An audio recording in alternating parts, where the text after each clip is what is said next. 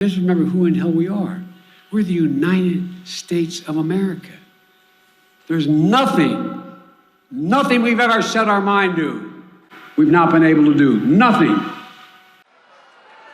Bless me, Father, for I have sinned. I mean, come on, man. Not this year. We beat Pharma this year.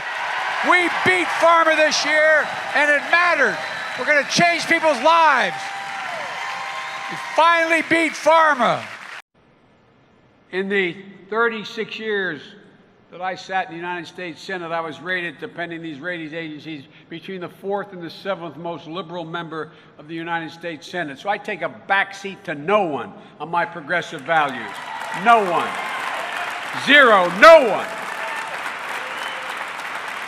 I got involved in politics because of civil rights. Stayed involved in politics because of women's rights. I've been involved in politics because of the abuse of power internationally. So I take a backseat to no one. And by the way, Andrew Cuomo has never backed away from his progressive principles, not one single time. He's not here.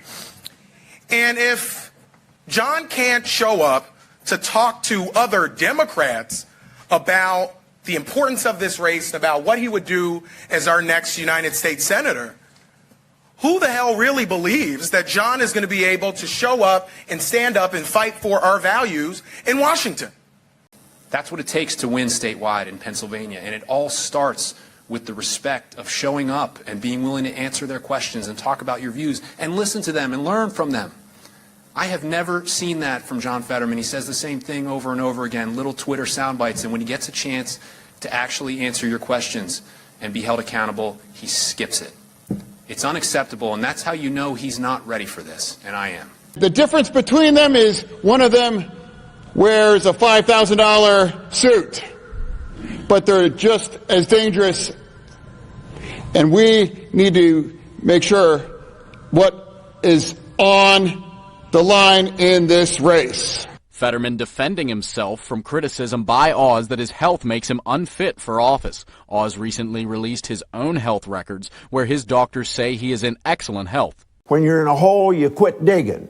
But the Democrats are not quit digging. My opponent says, when he was asked about how do you grade Biden, well, he's doing a fabulous job. It's quite certain that if he were in the United States Senate, he'd be a rubber stamp for the continuation of these policies. Arriving here need more than a hot meal or a bed for a night. Without the ability to work legally in this country, they need long-term shelter health care and a great deal of institutional support. It is straining the limits of our ability to provide care for New Yorkers in need, and it is burning through our city's budget. We expect to spend at least $1 billion by the end of the fiscal year on this crisis, all because we have a functional and compassionate system.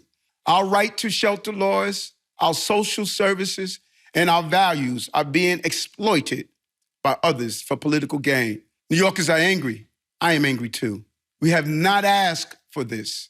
There was never any agreement to take on the job of supporting thousands of asylum seekers. This responsibility was simply handed to us without warning as buses began showing up. There's no playbook for this, no precedent.